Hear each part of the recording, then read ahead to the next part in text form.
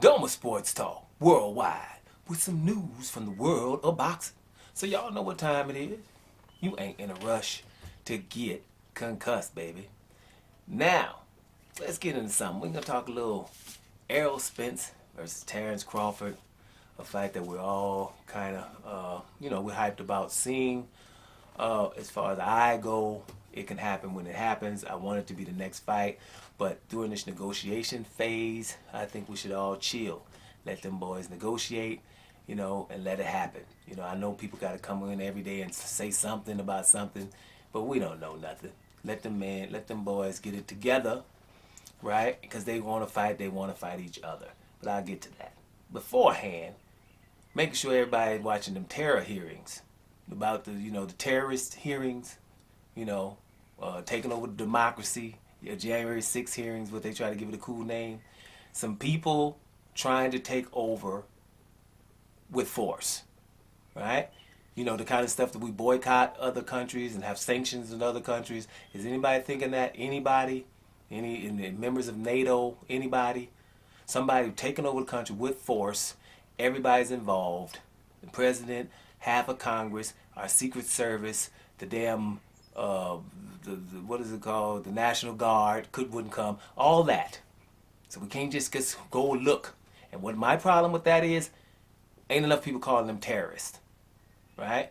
Then people look different. That's all we'd be calling them. Listen, focus. The worst terrorist act in American history since the Civil War. Right? And make sure another thing. They came with Confederate flags, wanting to kill the Vice President and the Speaker of the House. Confederate flags translation means we would enslave you if we were able to. That's what that means. So if we can move on to the rest of the day, then you do that. But that's what that was, and we were very close to having that happen. So hell no. Focus on that, right? Focus on that. If it has to be, then damn it, East and West America, or whatever. But we can't be trying to be one when these people would want to enslave your ass. Bottom line. So that's enough on that. But these same people run stuff, right? Like the NBA right now. I'm sick and tired, but y'all know me, of how we're treating Russell Westbrook. Now, I never wanted him to come to the Lakers, because I knew he was going to get treated like that, right? I didn't want him to come on the Lakers. He was doing good in Washington. He made a team full of G Leaguers, make the play-in, and win around in the play-in with the G Leaguers. Nobody know the team. You probably know Brooke Lopez's brother, Robin Lopez, was there. He made him shoot hook shots, because that's his shot, giving him the ball on the block. Alex Lynn was coming off the bench, or whatever, and then you had Garrett after them. Now we know he's pretty decent, right? You have Neto playing, and who was on the team? Bradley Beal was hurt half of the time, and you had that team winning, okay? Hachimura, you remember that high pick and pop on the free throw line, because Hachimura can make that happen. Westbrook made sure that happened, right? So average a triple-double with that team, right? The next year, all of a sudden, he can't play anymore. Yeah, because they told him, hey, play off the ball, do all this other stuff. No, Westbrook is, I get the damn rebound, because you ain't, and when I get it, I'm running fast. So give me the ball and get down court. That's what he does, right? All those athletic things that he does, we don't celebrate anymore, because if you can't shoot, then you're not a good basketball player anymore. Two of our greatest players, Russell Westbrook and Ben Simmons, have a psychological problem now because they're being told they're not great because they just don't shoot. In an NBA that where all you shoot and you can't even defend the damn shot. Who wants that? Them January 6 people. The ones that told you 25 years ago, if you would listen, that the crowd doesn't look like the people on the court. So we got to change that. We need more Europeans in there. Hence, everybody got to shoot. And do not defend it either. Who can't do that, right? So the athletes, we go, and then all we do is regurgitate. We on TV dissing Russell Westbrook. And let me tell you something about NBA. We're devaluing the regular season, right? No, everything is, man, load management, just get to the playoffs. If you don't win a championship, you this and that. You have a man who averaged a triple-double for 4 seasons. Had people glued to the TV in the regular season, saving y'all regular season. And the media's gonna let people talk smack about this. You know why? Because can't nobody else average a triple double, so they're like, we can just act like, because now he can't shoot. He doesn't need to shoot. If I'm gonna do a layup, but he's gonna have to need to shoot now because he's getting older. But he didn't need to, and it wasn't Russell Westbrook's fault for him and Durant not winning. There was a whole bunch of people there, right? Durant's supposed to win with him, so you can't win with somebody damn near averaging triple double. I mean, it's ludicrous and has something to do with the same people. Stop regurgitating stuff. I watch Russell Westbrook way more than I would most of these people. Because something going to happen legendary if he get off the Lakers, because they ain't going to let him get triple doubles. Because LeBron's standing next to him and he ain't getting them. Right? He got 100 more triple doubles than LeBron. LeBron will play 5 years longer. Nothing against LeBron, because LeBron's LeBron. But Russell Westbrook is a legend. Period. Stop it. Just because he can't shoot. Who cares he can't shoot? I don't. I don't miss Russell Westbrook's game until he went to the Lakers. Oh, by the way, excuse me, Houston, because he was playing with James Harden. Because James Harden, all these cheating rules that they had, and James Harden was using these rules. I couldn't watch him cheat all the time because for me that wasn't good basketball. It was just I know how to cheat. So this is what's going to happen. I'm going to swing my hands through. I'm going through the middle, hold the ball tight, and swing my hands up, and something they're going to call a foul, and I can make my free throws. So now I look great. No, James Harden got some skills, but he's mastered that, and he mastered a step back three because you can't do anything about it. I'm not that impressed, but I do know that James Harden has handles and everything, but you change them rules a little bit to where people who initiate the contact is going to get fouls, and then is going to get offensive fouls, then they will start having issues. And so did James Harden. Bottom line, don't get me started on no b-ball now. Y'all didn't know nothing. Don't talk some b-ball on you in a heartbeat. But I'm going to go on and get on to this Terence Crawford versus Errol Spence. First of all, both of these guys are just awesome, right? Errol Spence still ain't lost. He's been in the welterweight division.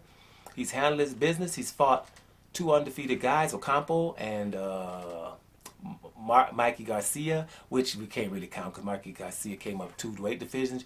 But he beat a two-loss Sean Porter, a two-loss Danny Garcia. So those are making people think of him as the best welterweight, and I do too, right? Because Crawford's coming into the weight. But as the best welterweight, you would still go with Errol Spence. The dude's awesome. He's only been in I would say two close fights, because I'm going to call Kell Brook 1 in Sheffield. I'm going to call that a close fight, right? And Sean Porter was definitely a close-ass fight. It was hence the split decision. But other than that, the man dominates. He's coming at you. He has a strong will, and we know what time it is with him. One of the best jabs in the business, and just resilient.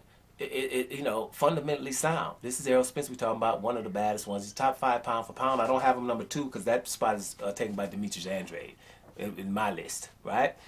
But, and plus you can't be higher with one division, right? A one division dude is probably not going to be in my top 5 because we're talking pound for pound, which means, I've seen you fight someone bigger than you or something, right? And with Errol Spence, so far, he hasn't fought people that are bigger than him. He's a huge welterweight and he's still there. Actually, he's a middleweight. But he's going to do it after he beats Terence Crawford, from his opinion. Terence Crawford, really, you have to say no more. He's the best fighter in the world, number 1 pound for pound, and ridiculous, right? He's been doing stuff in the lightweight division, was unified, then went up to the junior welterweight, undisputed, coming welterweight, and shoot, Errol Spence done fought 1 or 2 undefeated. This guy done fought, everybody was undefeated, right? Jeff Horn, after beating Pacquiao, which Errol Spence beat Ugas after Ugas beat Pacquiao, right? So we was because I was Ugas is 29 and 4 with only 12 knockouts. Spence is beating him. I don't see why, because 12 knockouts ain't gonna stop Spence from coming up on you. So I wasn't surprised that Spence beat him, but because he beat Pacquiao. So what does Jeff Horn mean then? Because Jeff Horn beat the hell out of Pacquiao too, right? And Jeff Horn was undefeated. So, your boy came up and beat a big old Jeff Horn, a big old Jose Benavidez, a big old Cavalikas, right? Those 3 undefeated dudes. I might be missing one, right? And then, top that off with Khan and Kell Brook. But Kell Brook is supposed to be used goods, right? When he fights Terence Crawford. He's used goods. But wait a minute, wasn't he used right after losing to Gennady Golovkin in middleweight and get his eye socket broke? Coming back, to fight Errol Spence, he wasn't used goods then? So, you know how it goes. Same thing with Sean Porter. Everybody told Terence Crawford to fight Sean Porter, even though he was trying to get Errol Spence. Errol Spence was the one that was able to fight Ugas, which I thought Terence Crawford should have fought Ugas because then they would have had 2 belts apiece. But okay, he fights him, and everybody tells Terence Crawford, you need to fight Sean Porter. Terence Crawford does not want to fight Sean Porter because it's his friend, and it's not a belt. Had to, does it. Now Sean Porter's used goods, which means whatever with y'all when it comes to Terence Crawford. He's the baddest one out there. And his interview that he had when he was at the Hall of Fame, just smelling it because he wants to go there sooner or later, right? He was there, and I noticed that when you're talking to Errol Spence and Terence Crawford, they're respectful. They're respectful of each other, and I just think it's really awesome. I think Terence Crawford, he was saying, people were trying to say, well, is it fair to say that Errol Spence is just fundamentally sound, he's coming right at you, but he's not really wanting to make adjustments and stuff like that? Terence Crawford, shoot, Errol Spence can make adjustments. It's a bad boy. Errol Spence makes adjustments when he has to, right? He ain't let nobody diss him like that, you know what I mean? And a few other things, just very respectful of Errol Spence. And I just thought, the same thing with Errol Spence. They're not talking bad about each other. They know they're the baddest ones, right? And it's a big fight either way. Whoever wins that fight. So that's why it's confusing to me why everybody, we're kind of like picking sides and kind of rivals here. If it stays friendly, then okay, whatever. You like one more than the other. I'm going a little bit more with Terence Crawford because he's coming up in divisions. That's the only thing. I think both of them are great, but Terence Crawford has been called #1 pound for pound. As a black person, was black person's called #1 pound for pound, trust me, he's #1 pound for pound. They ain't just giving no favors. If you don't know that, BTBG. You know what I'm saying? Beat the black guy. That's what that is for the ones that don't know. Now, Terence Crawford also was talking about somebody which people don't normally talk about when you're in an interview. When somebody's awesome in your division coming up, you try to ignore, right? And then just say, hey, he needs to get this stuff together, with years, and fight some of the hard fights. They was trying to say, well, it's an up-and-coming guy, Boots Ennis, Jerron Boots Ennis. What you think about him, And he's going to have a few fights and whatever. You know what Terence Crawford said? No, the dude is ready now. Jerron Boots Ennis is ready now. He should be fighting the big fights right now because he's all that. And then after I get through with this, I'll fight him. Right? How many people do Jerron Boots Ennis is like a Roy Jones in welterweight division. He's really super good, like ridiculously good, the kind that Terence Crawford or Errol Spence don't really have to address yet, to be honest with you. But Terence Crawford's addressing him too. You know why? Because there's no one in or around him that's supposed to be more awesome than him. He ain't letting that happen. Neither is Alexander Usyk, Demetrius Andrade, those kind of guys. Devin Haney. We ain't letting nobody be around us that somebody thinks is better than me. I ain't having that.